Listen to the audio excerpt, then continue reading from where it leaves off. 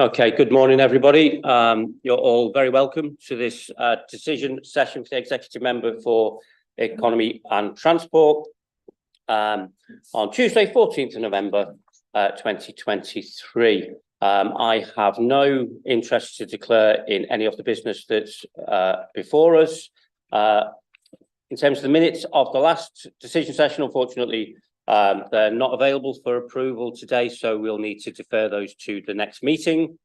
We have 8 members of the public that wish to address the matters before us today, so we'll move straight into public speakers.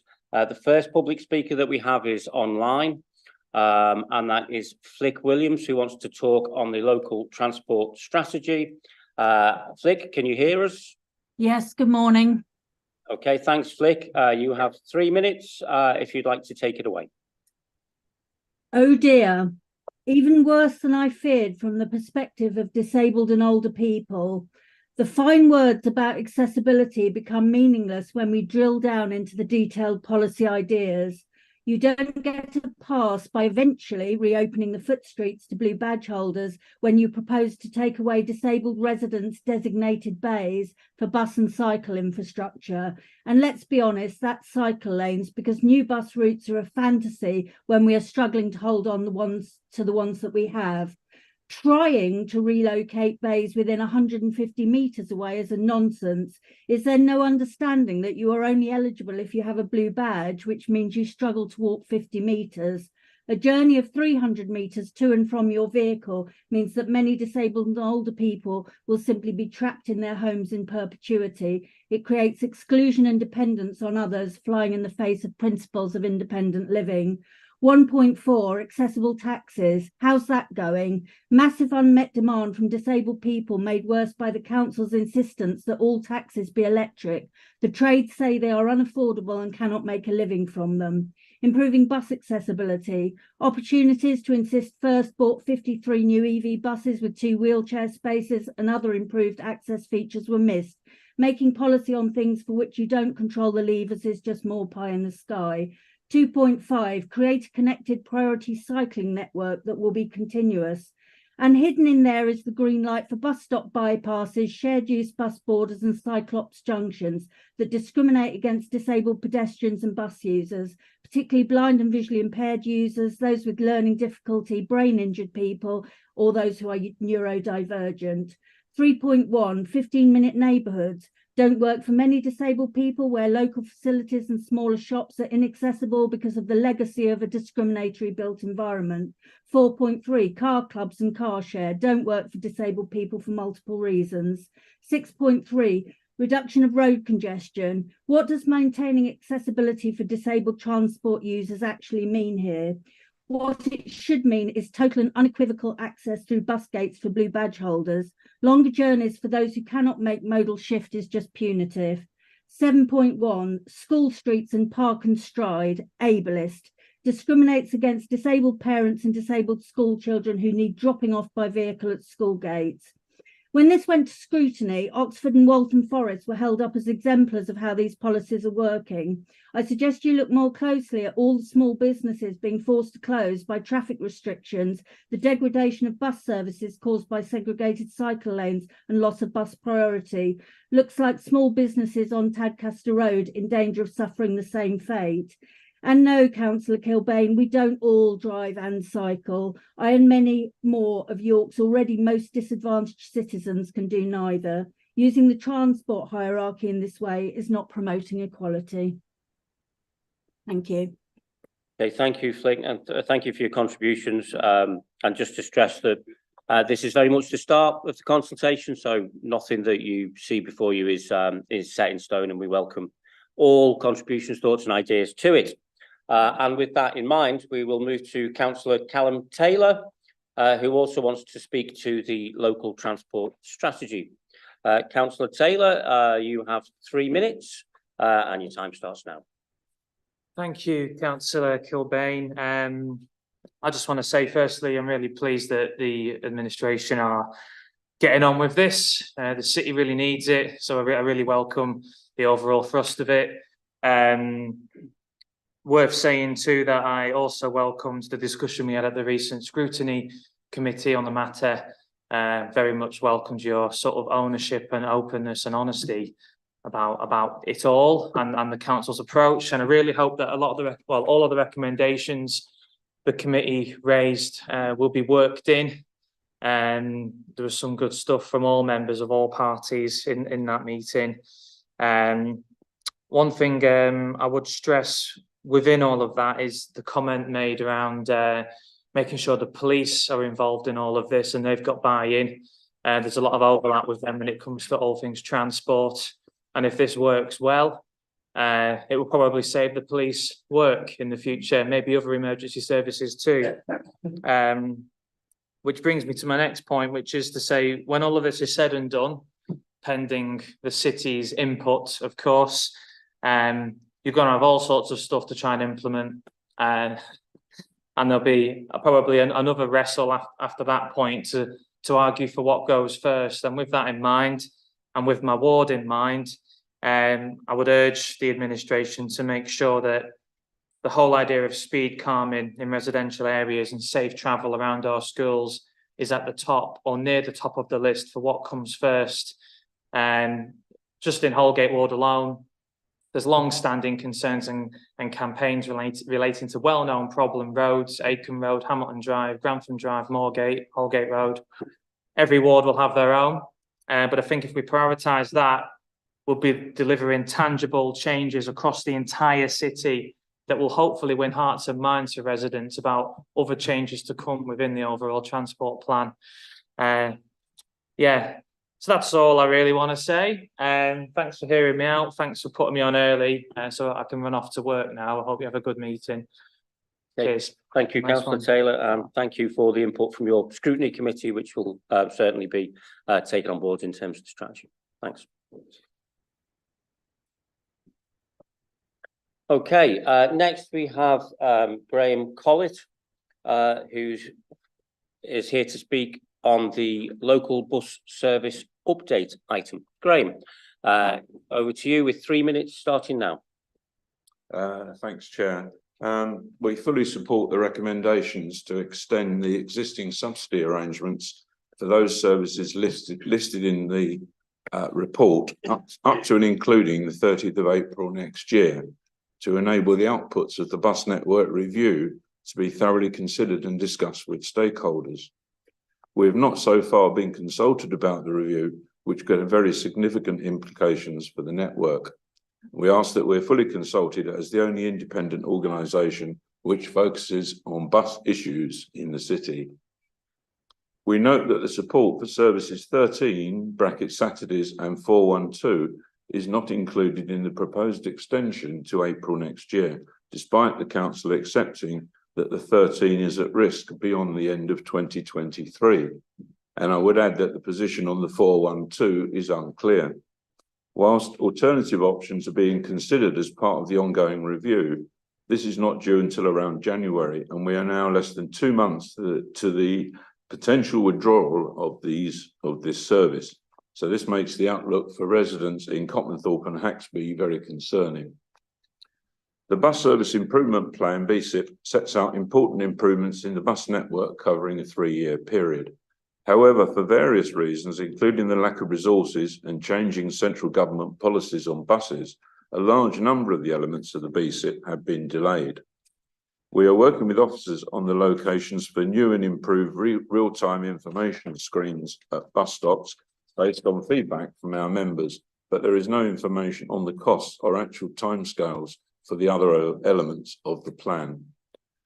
We would like to see an update of the plan which provides progress against its objectives, including the recently announced indicative allocation of 1.1 million additional revenue for 24-25. An annual review of BSIP was in any case due at the end of last month, but we've yet to see this report.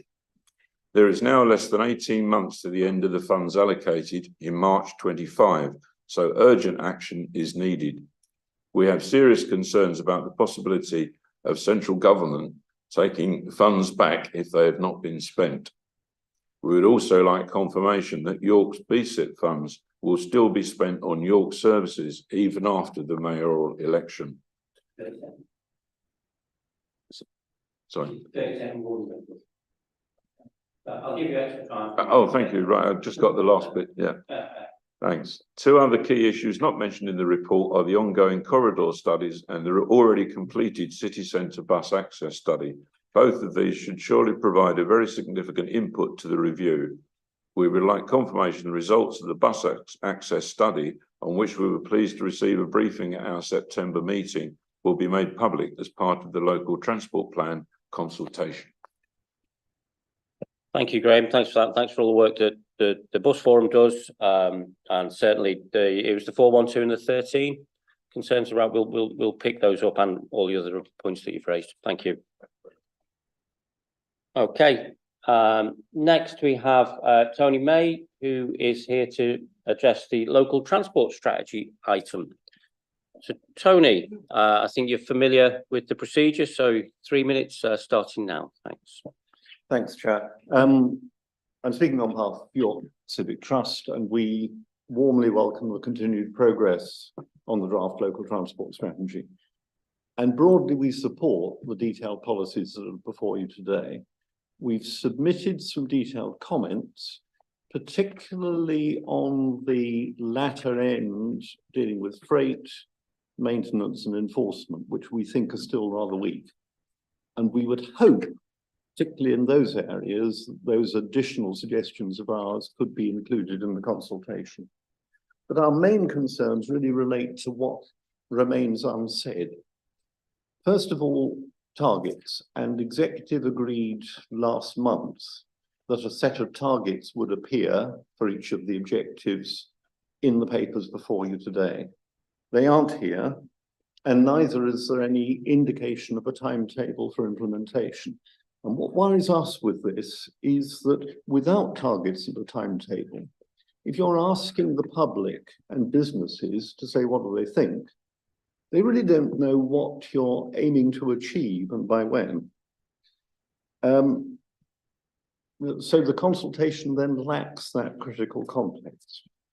What we would urge you to do is to get those targets and a timetable included in the consultation so that the benefits of concerted action are clear to everybody. Related to that, there's the question of modelling and appraisal. Simply saying what will or might be done doesn't tell you what will be achieved. For example, the carbon target is very challenging, and it's not at all clear which package of measures will achieve it. Modelling and appraisal are complex, and we need those answers by March. So work really needs to start now on that analysis. And then finally, there's the question of finance. And of course, all of these measures will be need to be paid for, and we look forward to the largesse which the mayor can provide.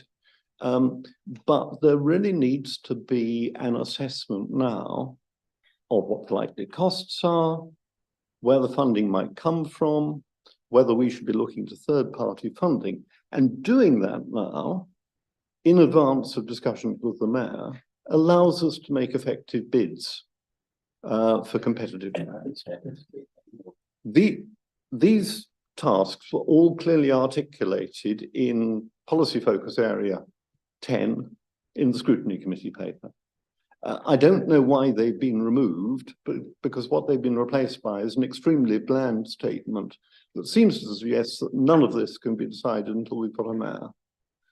What we would like to see is you reinstate those 5 statements from the scrutiny committee as part of the consultation, so that there is a clear statement of intent from the council.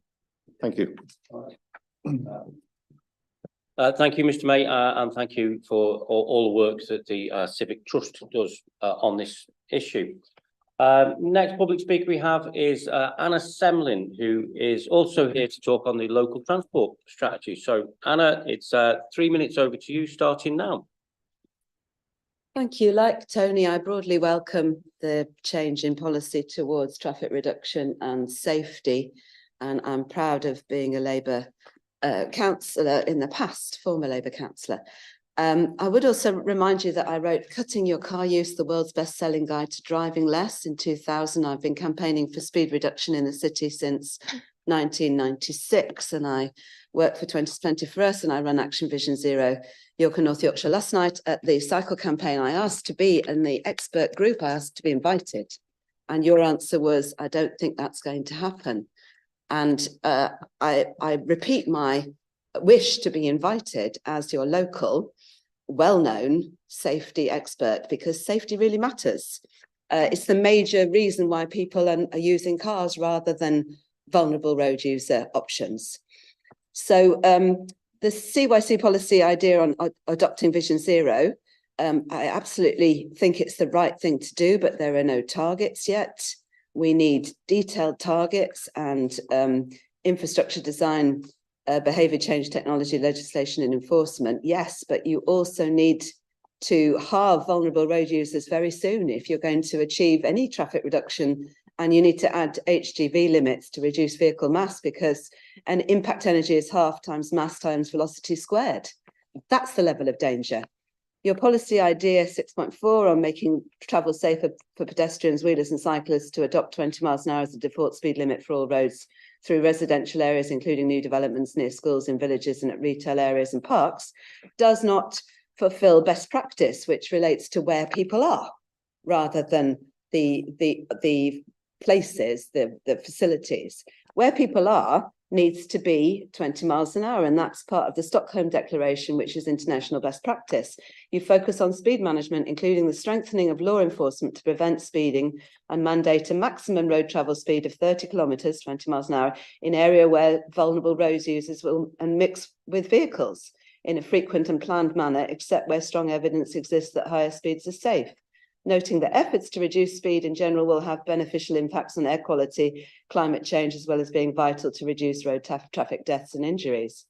Please update it to the Stockholm Declaration level, because people cannot withstand 30-mile impacts. It will either kill you or send you to hospital 56% of the time. 30-second notice. The last one on enforcement, I really think you have to take enforcement very seriously by upping the level of dash and helmet cam reporting. You've got to ask whoever is the mayor or the police to tell people about Operation Snap, which potentially makes every traffic offence enforceable in all locations. The Met have done this. They spent on back office updates. Then they can enforce 1 million dash cam reports into fixed penalty notices. You need much greater parking enforcement, which blocking cycle lanes. You need average speed cameras on key routes. You've got to commit to ISA, speed limiters on council vehicles and contracted public transport operators.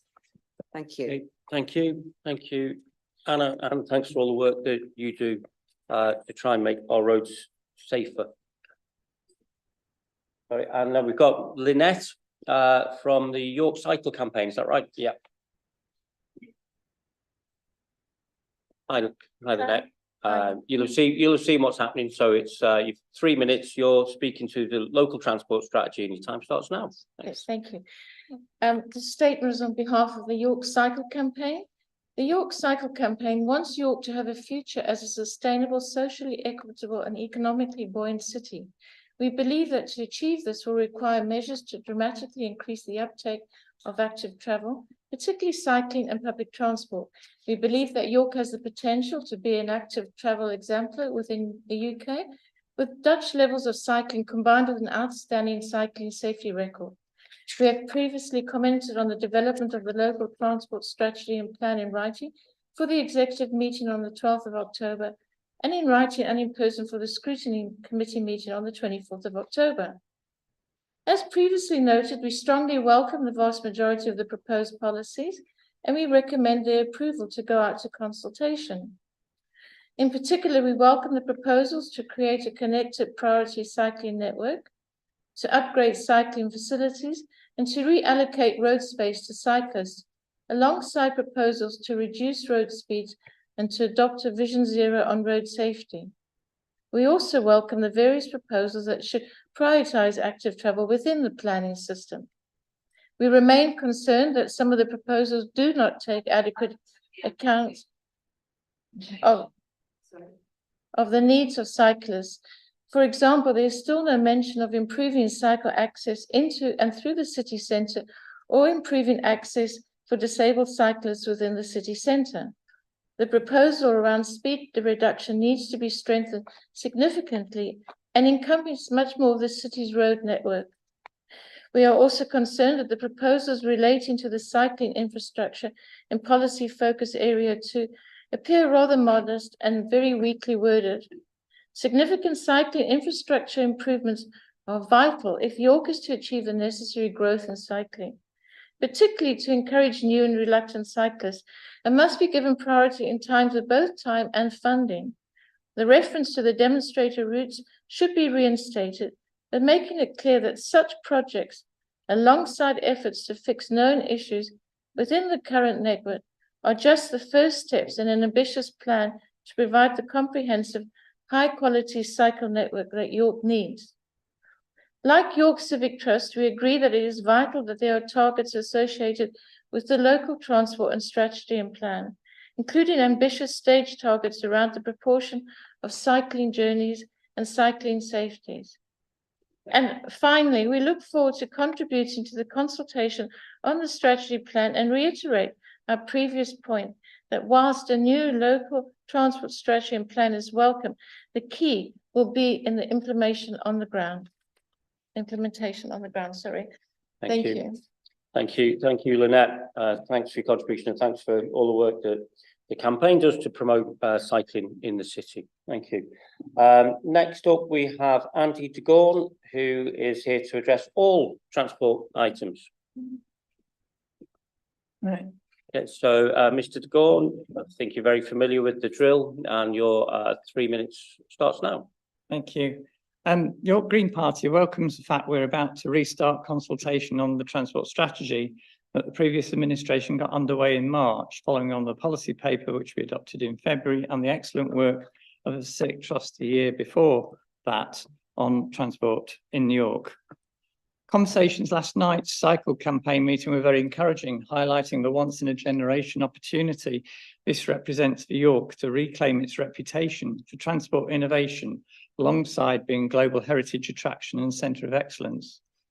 Wide-ranging engagement can help to tailor the solutions to local communities, but also sell the benefits of healthy, active travel, reliable bus services, and reduce pollution and congestion, if we can work together to achieve that 20% cut in car travel across the whole city. It is, however, disappointing that timescale for publication of the LC whip, which others have mentioned, and the movement and place plan seem to be getting more distant, when it's these specific projects and policy details that will cause the most contention and have the greatest potential to derail the bold measures that York so desperately needs. As you mentioned last night and is going to be discussed today, Tadcaster Road is proving something of a litmus test of a scale of change needed to support this shift from car dominance to placing more emphasis on place where people live, shop and socialise. Likewise, the bus service update item is a major concern, demonstrating an unsustainable sum, getting on for £2 million in short-term support for uneconomic morning, evening and weekend bus services, pending this bus network review that alleges is going to determine priorities. This review should be identifying markets for new services, providing better links to out-of-centre retail, new employment sites and new housing developments, but appears to be much more of a firefighting exercise. Similarly, this paper makes little reference to the enhanced partnership that governs the implementation of the BSIP. And in the agreement from September 22, paragraph 8.36 states that we should by now have had an annual report going to this meeting, summarising its progress and expenditure. I'm aware that you should share our concerns about transparency and lack of public input to the operational delivery group, which is well behind on implementing multimodal hubs for the park and ride sites, bus priority measures, and significant marketing of bus services. The targets which the BSIP pledged to deliver in the face of unreliable services stuck in traffic jams are getting less and less likely by the week in the absence of these measures being implemented. So finally, I would leave you with a question of when will you be getting the annual progress report from the partnership board, and when will they be publishing their proceedings, which last time I looked were not online for last 9 months. Thank you. Thank you, Mr. De Gorn. I think, yeah, last but by no means least, we have Councillor Fenton, who is here to talk to the Tadcaster Road TRO consultation. Thank you, Chair. In the report at paragraphs 7 and 8, under recommendations and reasons, there are two options listed. The first is to implement the proposed no waiting at any time restrictions, and that option is recommended. Option 2 is to engage in further consultation with local businesses, residents and ward councillors about potentially creating time-limited parking for the laybys. Later in the report, under paragraphs 18 to 20, the two options become 3 options. So option 1 stays as it is, option 2 becomes option 3, and there's a new option 2, which is to do nothing.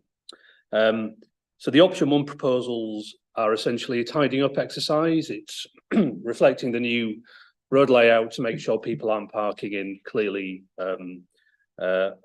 inappropriate positions. So the option 1 proposals are absolutely fine, and talking to shopkeepers, I don't have any problem with that. But I would like to see option 3, paragraph 20, also approved alongside option 1. So option 3 of paragraph 20 commits to having a meaningful consultation with local businesses about time limits for the parking bays. Currently, in front of the shops, there's a waiting limit of 1 hour, Monday to Friday, 9 to 5, in the bay opposite the shops. There's currently no restriction, and that can sometimes be used as a sort of park and ride site where people will park up there, either get the bus to Leeds or get the bus into town. That causes frustration for the business owners who rely on that lay-by being available for either people bringing a sick animal to the vet or having a haircut or buying a vinyl record at Vinyl Eddies and the other shops available on that parade.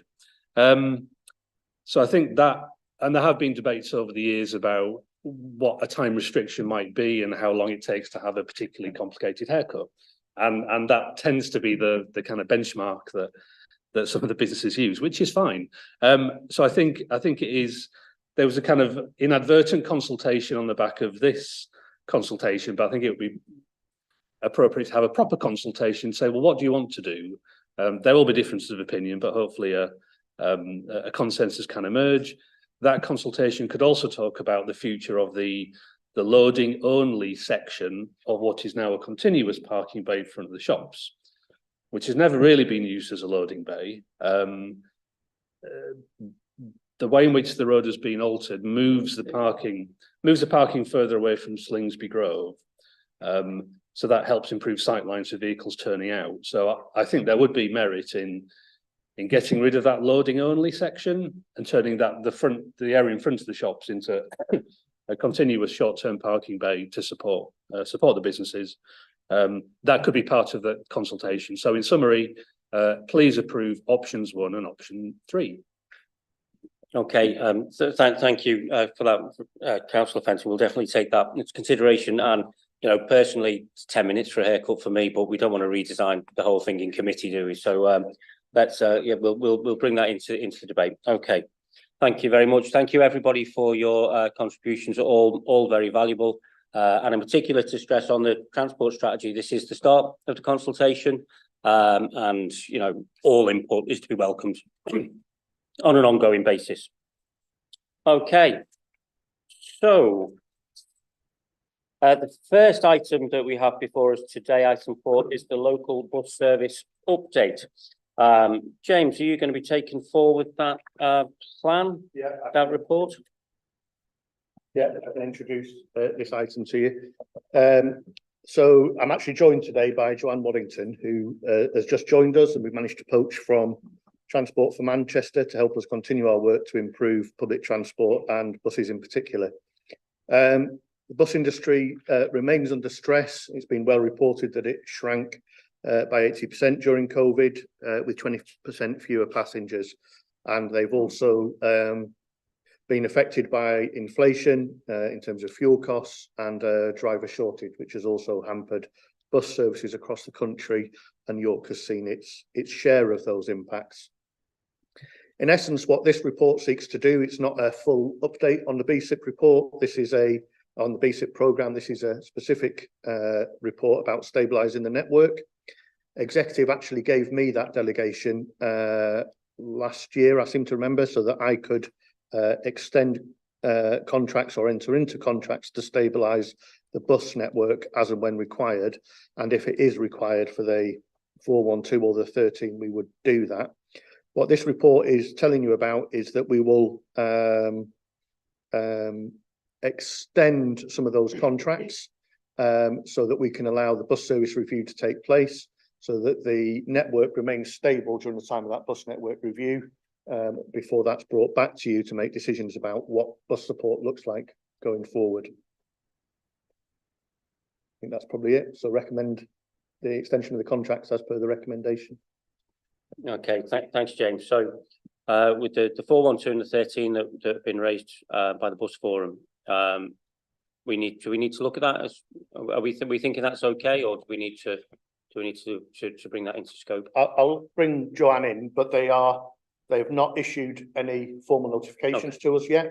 We are working with those operators closely, as we do with all operators. I don't know if there's anything you want to add, Joanne. Yeah, that's Continue, right, Michael. James. So, as we've noted in the report, and as James has mentioned, there may be a requirement for some short notice decisions going forward.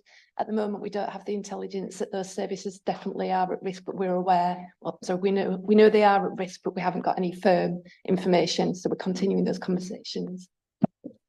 Okay, thanks. And just a couple of the other points. When can we expect to see the annual review of the BSIP? I don't know whether we do an annual review, but we certainly have updated executive on a regular basis historically. So it would make sense to do that when we bring the network review back, to do a wider update on BSIP, either in the same report or on the same agenda. Obviously, executive control the agenda, not officers, but we can certainly add that into the mix. When are we expecting the network review to be completed? Yes, we've received some initial draft findings from that, so officers are currently considering those. We've initially indicated in the new year we hope to be in a position to bring you some recommendations and a report on that. So early 2024 is when we're hoping to bring the outputs of that network review team. There will be consultation required with stakeholders and all those affected in the interim. Sure. So we're just working on reviewing the outputs and making plans to engage with those who'll be affected. Yeah. So we'll need to engage with all stakeholders, won't we? Ward councillors, bus forum, etc., to make sure that we've got it right. Just for clarity, really, for anybody who's watching. We are undertaking a review of the entire bus network to try and establish what will work best for the city. That will, of course, greatly inform the local transport plan, but it's also an attempt by the authority to get on the front foot when it comes to bus service provision. I think for far too long, bus companies have taken it for granted that the taxpayer is going to subsidise their profits, and that needs to stop. So that's a very clear message that we're sending out to the bus companies.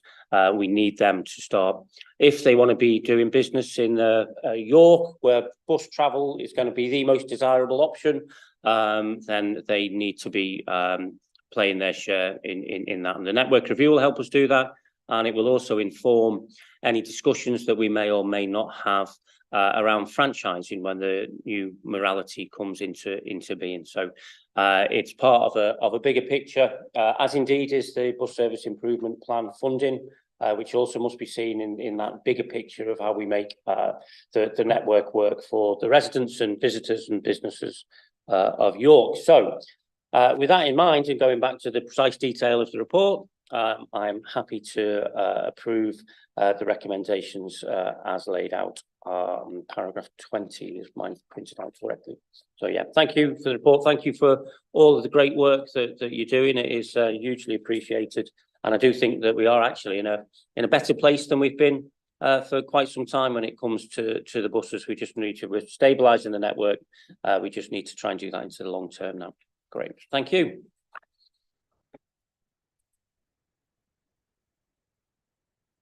Okay, next item on the agenda, item 5, is the consultation on the new local transport strategy. Who wants to lead on this one? I'll kick off if that's all right, Chair. So, I'd prefer if you didn't kick off, to be honest with you. Let's just have a straightforward report. okay, under devolution, York will be the highway authority and the new combined authority will be the transport authority. And they'll have decision-making powers to reflect that transport authority function that they will serve. As such, we need to work with North Yorkshire Council to develop a new local transport plan for the new mayor, and that'll be the statutory local transport plan. In preparation for this, on the 12th of October, Executive approved a vision, objectives and a series of policy focus areas for transport in York. In effect, this is the York ask of the mayoral combined authority. At that meeting, approval of the detailed policies underneath that will be subject to consultation was delegated to yourself. What the report contains and within Annex A is those detailed policies. As has been mentioned by public speakers, they went through scrutiny. They have been changed in response to scrutiny. So addressing some of those points, the discussion about policy focus area 10, which actually wasn't in the executive report, we have simplified for public consultation. It was very technical about finance, and I don't think that was necessarily something that led itself to questions in the consultation. That's not to say they have fallen away, but it's the framework through which we ask questions. If you approve these policies, they'll form part of a public consultation process, which will start later in November and run through until February. I'm joined by Laura, who's done some fantastic work to prepare for that consultation. We'll be trying new platforms and new ways of engaging to make sure, and this was something that scrutiny was very clear on, we engage as widely as possible and not just with the usual people who respond to transport consultations. So that has been a particular focus area and something that has informed those that sort of plans for consultation which executive approved. Did you want to add anything, Laura? Thank you. No, just to say, this is going to be a truly inclusive consultation. We're not expecting people to come to us. We're going to be going out to the community. We're going to go to groups. We're going to go to community centres, libraries, mobile libraries. We'll be on the agenda of various groups, meetings and everything as well, and have drop-in sessions. So there'll be a lot of opportunities for a very wide number of people to take part. Potentially some interesting activity in junior schools? Yes, we are looking at an outreach programme for one and senior schools actually, because obviously the children who live in York now, if we can get them to grow up using sustainable transport and seeing it as the natural thing to do, then we will transform the city for the long term. So yes, going into schools, asking them how they travel now, how they'd like to travel, and hopefully using some pester power on the parents as well. So yes, there'll be an outreach programme. Great, thank you. Just to address some of the comments by public speakers, yes, as these detailed policies firm up, there will be targets and modelling done to engage around those, and there'll be a list of a pipeline of schemes will be developed for the new combined authority as well. The consultation that is being undertaken includes part of the LC whip. I'm looking at Laura, she's nodding at me. So the LC whip consultation is wrapped into this engagement that's going forward. Okay, great, thank you. Yes, you know, clearly the metrics and the modelling are important. What gets measured tends to get done, or we need to know if we're achieving what our targets are, and if we're not, we need to change things. So I think that will be the next stage really in the development of this local transport strategy and plan, in terms of what it is we're trying to achieve and how we're going to measure against that. And if we were to achieve the changes that emerge, then we need to be able to model that to make sure that we know that's going to have the desired impact.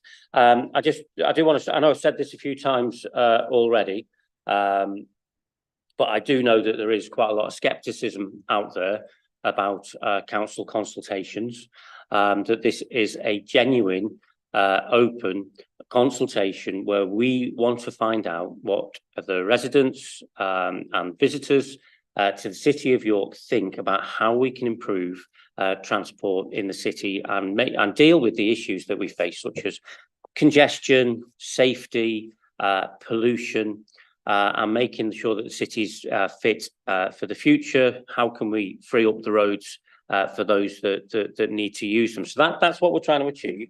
If we don't achieve a reduction of 20% in miles driven, then the city is not going to be in a good place, either in terms of trying to hit its climate change targets, but also simply moving around the city, especially with the growth that is planned in the local plan that hopefully will be adopted soon. So in order to keep the city functioning, we do need to hit these targets. So the consultation is out there, will be going out there hopefully next week. We'll be hopefully launching it next week if we've got all the technical stuff, which is very clever and very inclusive. If that's all sorted out, then we'll be going next week.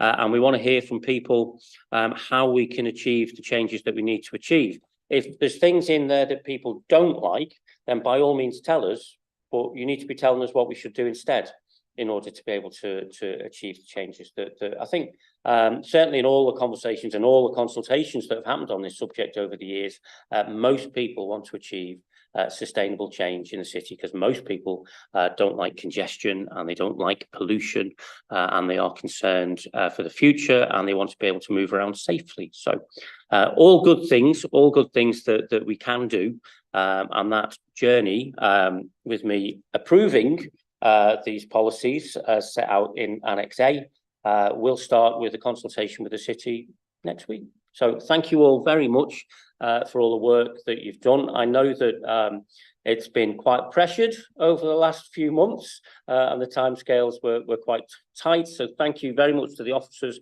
and thank you to all of the other groups and concerned people in the city who've also contributed to this process. And also thanks to my colleague, Councillor Kate Revilius, who is the exec member for climate change, for her input into this as well. So yes, thank you, and happy to approve recommendations. Oh, it's great to do stuff, isn't it? Okay, item number 6, the Tadcaster Road consultation, and I hear Darren coughing, so I'm assuming you're going to take this report forward. Good morning.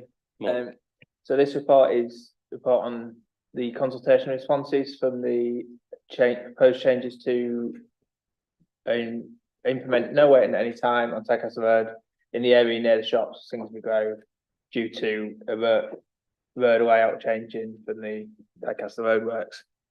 I just want to comment on Councillor Fenton's issue with the report. I don't know what happened in the approved draft that was sent to Democratic Services. It said option 1 and 2, 1 and 3. So that was auto-corrected at some point. So apologies for that. But as Councillor Fenton stated, we are recommending implementation as proposed to make sure there's no obstructive parking on Tadcaster Road going against the benefits of the scheme, and to engage further with the shops about changes to the bays. So then the bays work as a parking amenity for the businesses. What the consultation responses indicated that they felt they had been ignored over the years. In the last 10-15 years, there's been 4 or 5 different layouts depending on where the bus has moved and things like that, which is sort of dictated more to them rather than them actually feeling involved and included in any consultation. So happy to take forward a consultation, discuss with them how they feel those bays can work better for them, because there has been a slight reduction in parking, and there's a concern about all-day parking in the area, which will affect their businesses. So they are the recommendations for the report. Great, thank you, Darren. Thank you for all the work done on it. Yeah, there's been some misinformation around this. I think one of the public speakers referred to this as being a litmus test of, what came first, parking or cycle routes. Well, it's not that at all.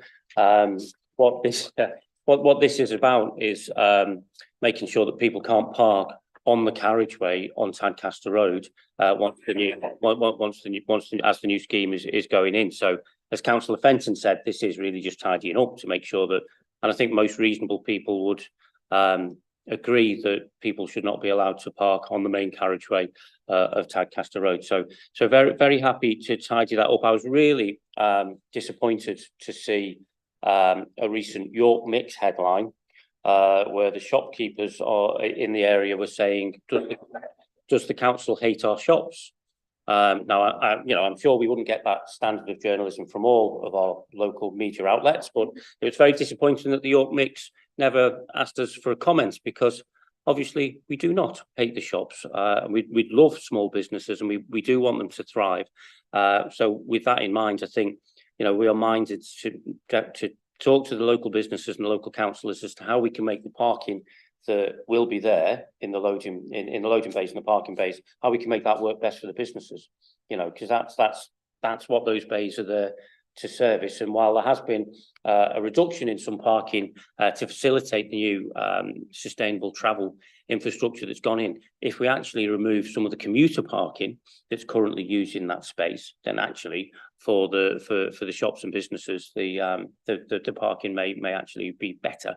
And might be more accessible for them and for their customers. So, yeah, no, I'm very happy to do that. And obviously, the sort of the background for this is what people living on, doing business on, and driving up and down Tadcaster Road have had to endure for the past 10 months. Of work. So there's been substantial works, most of which you can't see because it's in the drainage systems that have been replaced. But there's been an enormous amount of work that's happened on Tadcaster Road, which, again, we apologise for the disruption for that. But disruption, I'm afraid, is inevitable when it comes to roadworks. Hopefully those carriageways are now freed up during the day, so that the traffic will be moving more freely than it was previously, and we can get back to some form of normality there. So yes, very happy to approve the recommendations to stop people parking on the main carriageway of Tadcaster Road. I'm also very happy to go forward with what has emerged as being option 3 of engaging with the local ward councillors and the businesses to make sure that we can make the bays that are going in there work for all of them. And just to reiterate that this administration loves small businesses, and small businesses are the lifeblood of this city. So we'll do all that we can to support them. Okay. And I think with that approval, that brings us to the end of our business. Is that right? I've lost my blooming. I'm gonna find my agenda. It's gone missing. Here we go. Right. Okay. So, yes, I've had no urgent business that's been brought to my attention prior to the meeting. So on that note, I will bring this meeting to a close, and we look forward to the launch of the consultation on the transport strategy that could change York for the better for years to come. So thank you.